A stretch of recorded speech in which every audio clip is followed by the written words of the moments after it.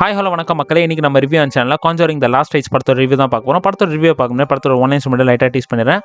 இந்த படத்தில் நம்ம எட் லோரன் ரெண்டு பேருமே வந்துட்டு ஒரு நல்ல வாழ்க்கையை வாழ்ந்துட்டு வராங்க. அவங்களுக்கு இருந்த பொண்ணு வந்துட்டு இப்போ வந்து ஒரு பெரிய பொண்ணு ஆகிடுது. மேரேஜ் ஆகிற அளவுக்கு வந்துட்டு பெரிய பொண்ணாக வந்து இந்த படத்தில் வந்து காமிக்கிறாங்க.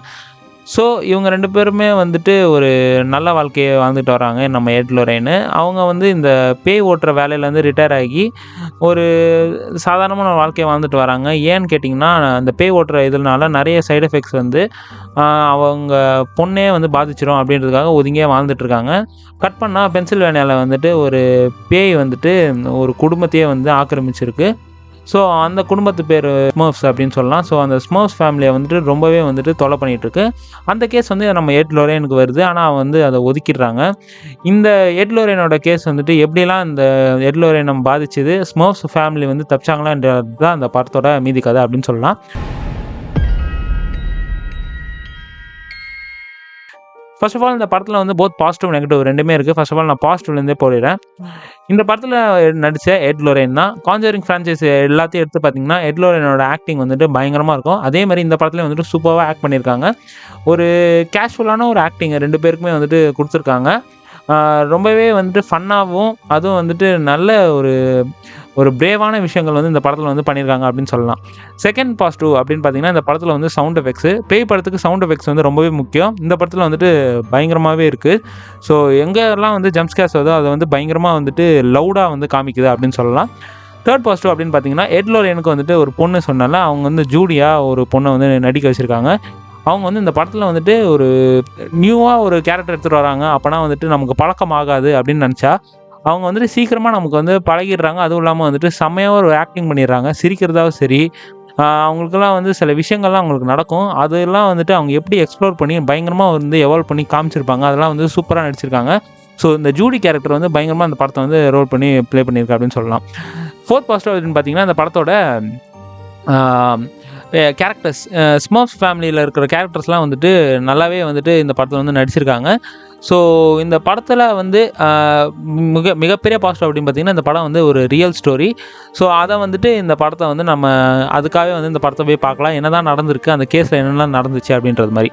ஸோ இவ்வளோ தாங்க பாசிட்டிவ். நெகட்டிவ் அப்படின்னு பார்த்தீங்கன்னா, இந்த படத்தில் வந்து ஜம்ப் ஸ்கேர்ஸ் இருக்குல்ல, அதெல்லாம் வந்து பயமாகவே இல்லை சுத்தமாகவே. ஏன்னா நம்ம கான்ஜரிங் சீரிஸ் எல்லாமே பார்த்துருப்போம். ஃபஸ்ட் பார்ட்டு தவிர எனக்கு வந்துட்டு அவ்வளோவா வந்துட்டு இந்த கான்ஜரிங் த லாஸ்ட் ரைட்ஸ் வரைக்கும் எந்த படமே வந்து என்னை வந்து அவ்வளோவா பயமுறுத்தலை அப்படின்னே சொல்லலாம். ஏன்னா வந்துட்டு ஒரு ஜம்ப் ஸ்கேர்ஸ் வந்துட்டு எவ்வளோ நேரம் காமிக்கலாம், ஒரு நிமிஷம் 2 நிமிஷம் காமிக்கலாம். இந்த படத்தில் வந்துட்டு 5 மினிட்ஸ் கிட்ட ஒரு சீன் வந்து போயிட்டுருக்கு. அதை வந்து எதுக்கு அப்படி லாங்காக வச்சாங்க அப்படின்னு தெரில. அடிக்கடி ஜம்ப் ஸ்கேர்ஸை வந்து வச்சதுனால இந்த படத்தில் வந்து அந்த சுவாரஸ்யத்தன்மை வந்து குறைஞ்சிருது. ஜம்ப் ஸ்கேர்ஸ்னால் கொஞ்சம் கொஞ்சமாக அடிக்க கொஞ்சம் கொஞ்சமாக அந்த பேயை காட்டணும். இவங்க வந்து ஃபஸ்ட்லேருந்து லாஸ்ட் வரைக்கும் ஒரே பேயை வந்துட்டு ரொம்ப நேரமாக காமிச்சிட்ருக்காங்க.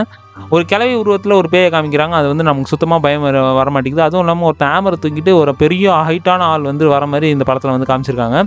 ஸோ அதெல்லாம் வந்துட்டு ரொம்பவே வந்து பயமே இல்லாமல் இருக்குது. செகண்ட் நெகட்டிவ் அப்படின்னு பார்த்தீங்கன்னா, இந்த படத்தில் வந்து ஸ்மர்ஃப்ஸ் ஃபேமிலி அப்படின்னு சொன்னால அவங்க வந்து இந்த ஒரு கண்ணாடியை வந்து வச்சு இந்த பேய் வந்து அந்த கண்ணாடி வழியாக வருது அப்படின்னு சொல்லுவாங்க. ஒன்று ஸ்மர்ஃப்ஸ் ஃபேமிலிகிட்ட எப்படி இந்த பேய் வந்துச்சு அப்படின்றத வந்து நமக்கு இன்வெஸ்டிகேட் பண்ணியிருக்கணும். அதையும் பண்ணலை.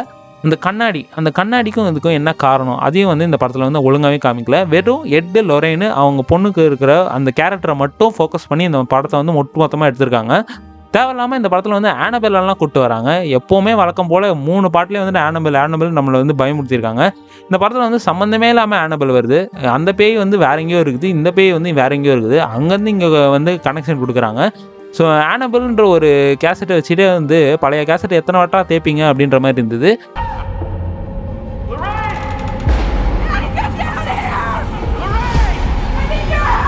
சம்மந்தமே இல்லாமல் அந்த ஸ்மர்ஃப்ஸ் ஃபேமிலியும் ஃபோக்கஸ் பண்ணாமல் எட் லோரேனோட பர்சனல் இன்ஃபர்மேஷனும் ஃபோக்கஸ் பண்ணாமல் எதையோ வந்து மிக்ஸ் பண்ணி கொலாப்ஸ் பண்ணி அடிச்சு விட்ருக்காங்க.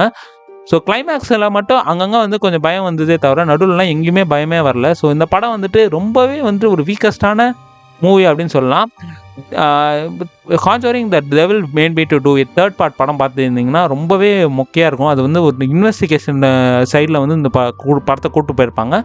அதை விட இந்த படம் வந்து ஒரு 0.5 இல்லைனா ஒரு மடங்கு வந்து அதிகமாக நல்லாயிருக்கு அப்படின்னு சொல்லலாம். மற்றபடி வந்து இந்த படம் வந்துட்டு ரொம்ப எக்ஸ்பெக்ட் பண்ணி கான்ஜரிங் ஃப்ரான்ச்சைஸு பயங்கர பயமாக இருக்கும் அப்படின்லாம் எதிர்பார்த்து போனீங்கன்னா கண்டிப்பாக இருக்காது. லைட்டாக நான் பார்த்தாலே பயந்துருவேன்டா அந்த மாதிரி ஒரு ஆடியன்ஸ்லாம் இருப்பாங்களா, அவங்கெல்லாம் இந்த படத்தை வந்து பார்த்தா கண்டிப்பாக பிடிக்கும். ஸோ இந்த படத்துக்கு நான் கொடுக்குற ரேட்டிங்ஸ் வந்து 5க்கு 3 ஸ்டார்ஸே தருவேன். இந்த படத்தோட ஸ்க்ரீன் ப்ளே வந்து ரொம்பவே ஸ்லோவாக இருக்குது. பொறுமை இருக்கிறவங்க இந்த படத்தை வந்து ஃபுல்லாக பார்ப்பீங்க, இல்லைனா வந்துட்டு ஏஞ்சி வந்துக்கிட்டே இருப்பீங்க. ஸோ இன்னொரு வீடியோவில் சந்திக்கிறதுக்கு ஹேப்பன் கைஸ். கரெக்டாக.